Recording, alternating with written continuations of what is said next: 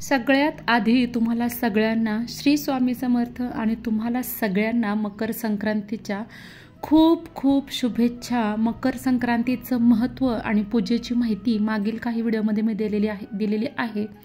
तरीसुद्धा आज मकर संक्रांतीच्या निमित्ताने पुन्हा एकदा तुम्हाला थोडक्यात अगदी मकर संक्रांतीची माहिती देत आहे।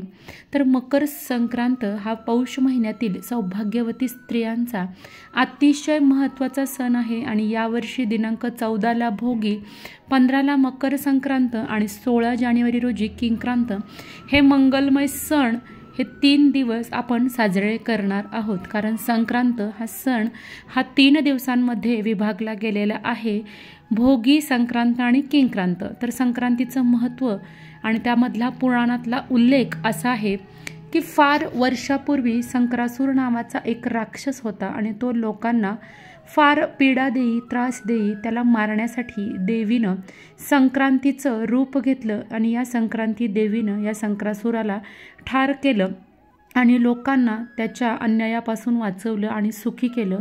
आणि याच दिवशी सूर्य मकर राशीमध्ये प्रवेश करतो।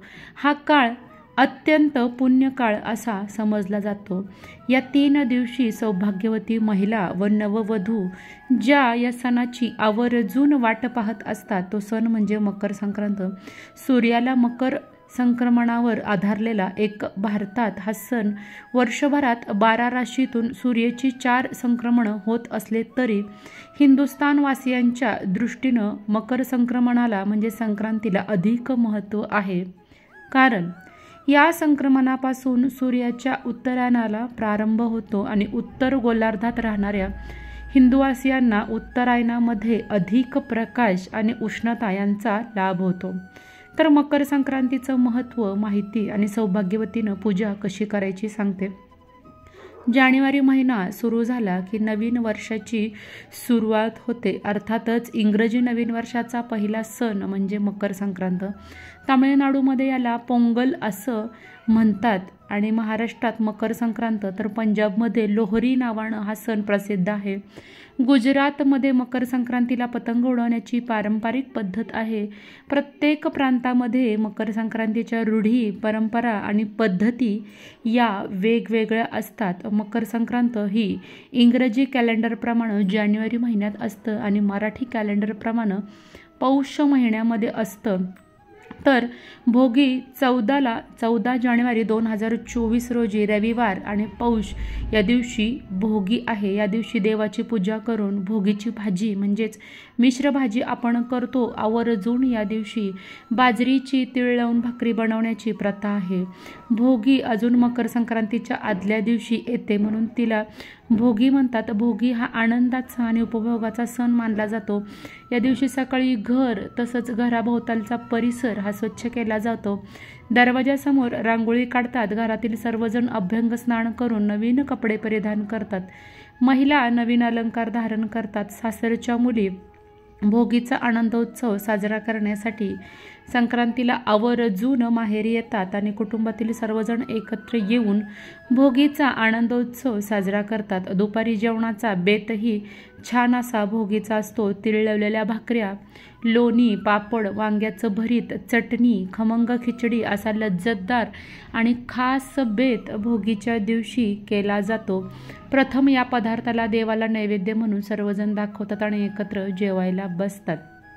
तर मकर संक्रांतीची माहिती, तर यावर्षीची मकर संक्रांत शके 1945 दिनांक 15/1/2024 रोजी सोमवार पौष महिन्यामध्ये शुक्ल पक्ष पंचमीला येत आहे। तर पुण्यकाळ संक्रांतीचा असणार आहे। सोमवारी 15 जानेवारी 2024 मध्ये सकाळी सूर्योदयापासून 7:04 ते सूर्यास्त संध्याकाळपर्यंत म्हणजे 6:20 आहे। या पुण्यकाळामध्ये धार्मिक कृत्य, दान, धर्म इत्यादी करावं। भवकारणावर संक्रांत होत असल्यानं या संक्रांतीचं वाहन हे घोडा असून उपवाहन हे सिंह आहे। यावर्षी संक्रांतीनं काळं वस्त्र परिधान केलेलं आहे, हातामध्ये भाला घेतलेला आहे, हळदीचा टिळा संक्रांतीनं लावलेला आहे आणि वयानं वृद्ध अशी आहे. वासाकरता तिनं दुर्वा हाती घेतलेला आहे आणि तिचा आहार आहे चित्रान्न ती भक्षण करत आहे आणि मोत्याचे अलंकार तिनं धारण केलेला आहे. संक्रांती ही यंदा जातीनं सर्प आहे आणि तिचं वारनाव ब्राह्मण असून नक्षत्र नाव हे महोदरी असून सामुदाय मुहूर्त 15 आहेत. यावर्षीची संक्रांत ही उत्तरेकडून दक्षिणेकडे जात आहे आणि नैऋत्य दिशेकडे पाहत आहे. संक्रांत ज्या दिशेकडून येते त्या दिशेकडील लोकांना सुख प्राप्त होते आणि ज्या दिशेने जाते व पाहते त्या दिशेकडे लोकांना दुःख आणि पीडा अशी फलं प्राप्त होतात असं मानलं जातं. संक्रांतीच्या पर्व काळात स्नान, दान, धर्म आदी पुण्यकृत्याला अत्यंत महत्त्व आहे. या पर्व काळात जी दानं आपण दिली जातो ते भगवान सूर्यनारायणाला प्राप्त होतात आणि जन्मोजन्मी आपल्याला सुख प्राप्त होतं असं म्हटलं जातं. तर पूजेसाठी आपल्याला 5 बोळकी अर्थातच काही ठिकाणी याला सुगड म्हणतात आणि 2 पंत्या, नवा पांढरा दोरा, हळदी कुंकू, नवीन कपडा, तिळगुळ, ऊस, गाजर, गव्हाच्या ओंब्या, मटार, हरभरे दाणे, बोरं, ताम्हण अथवा स्टीलचं ताट व अगरबत्ती घ्यायची. 5 बोळक्यांना आपण दोरा बांधायचा आहे, त्यांना हळदी कुंकू लावायचे, त्यामध्ये ऊसाचे काप, तिळगुळ, गाजर, गव्हाच्या ओंब्या, मटार, हरभरे दाणे, बोरं घालायचे आणि एक पंती या सर्वांवर ठेवायची. एका स्टीलच्या ताटामध्ये तुम्हाला नवीन कापड घालून हे सगळं आपल्याला झाकून घ्यायचं आहे. समोर निरंजन लावायचे, अगरबत्ती लावायची. याचा अर्थ माझ्या संसारात धनधान्य, कपडा लत्ता कशाचीच कमतरता पडू नये, माझ्या सुखी संसाराला कोणाची वाईट नजर लागू नये. संक्रांतीला बघा तिळाचं महत्त्व हे अतिशय आहे. या दिवशी महाराष्ट्रामध्ये तीळ व गूळ वापरून पदार्थ बनवण्याची पद्धत आहे.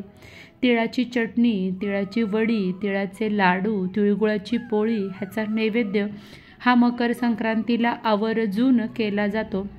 घरासमोर सडा आणि रांगोळी काढली जाते. मकर संक्रांतीला नवीन लग्न झालेल्या मुली माहेरकडून काळी चंद्रकळा, हळदी कुंकवाचा कोयरी किंवा करंडा देऊन, तिळगुळ देऊन ते दागिने बनवून तिला परिधान करायला दिले जातात.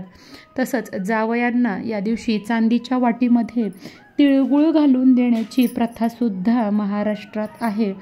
संध्याकाळी महिला सुवासिनींना घरी हळदी कुंकाला बोलवून त्यांना हळदी कुंकू, अत्तर लावून वाण म्हणून बांगड्या, नारळ, आरसा किंवा एखादी स्टीलची वस्तू किंवा एखादं फळ हे वाण म्हणून देतात. मकर संक्रांतीच्या दिवशी एकमेकांच्या घरी जाऊन तिळगुळ देऊन आपल्या मनातील क्रोध, लोभ, भांडणं विसरून एकमेकांशी गोड बोलायचं व आपल्या स्नेहसंबंधातली कटुता नष्ट करून मैत्री कायम करायची असते. म्हणूनच या दिवशी असं म्हणतात की तिळगुळ घ्या आणि गोड बोला. तसंच एकमेकांना योग्य आणि चांगली दिशा आपल्याला दाखवायची असते.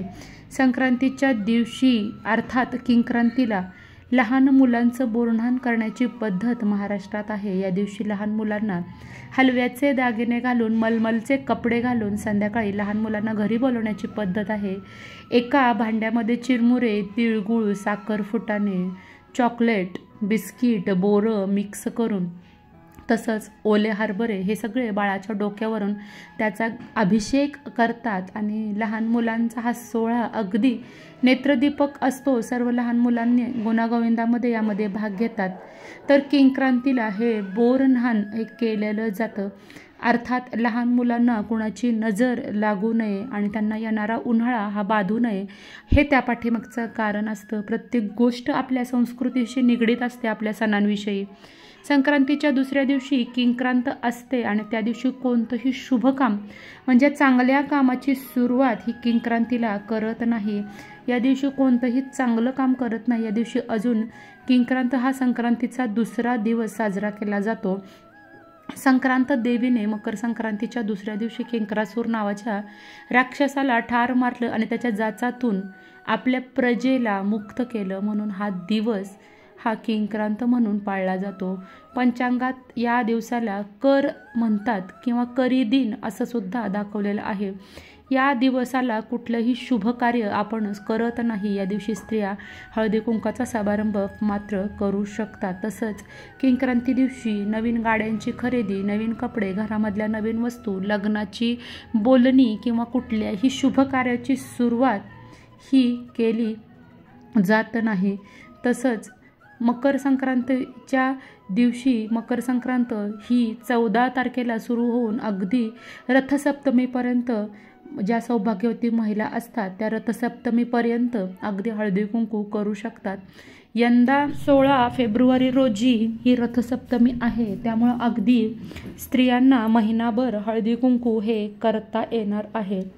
तर संक्रांतीच्या दिवशी दान आणि महत्त्व दानाचं अतिशय आहे. या दिवशी दान देण्याला विशेष महत्त्व आहे. संक्रांतीच्या दिवशी जी माणसं दान देतात किंवा होम करतात त्या वस्तू ह्या सूर्यदेवतेला अर्पण होतात आणि त्या प्रत्येक जन्मात सूर्यदेव आपल्याला देत राहतो. आधुनिक काळात दान देण्याच्या गोष्टींमध्ये विद्यादान, श्रमदान, रक्तदान, वस्त्रदान, अन्नदान, नेत्रदान याही गोष्टींचा समावेश होतो.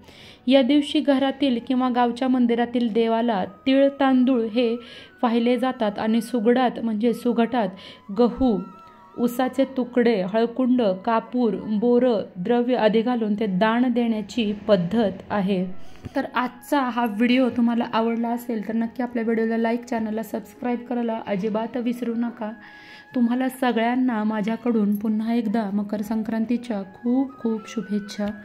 लवकरच भेटूया नवीन व्हिडिओमध्ये आणि नवीन माहितीसोबत. तोपर्यंत माझ्याकडून सगळ्यांना श्री स्वामी समर्थ.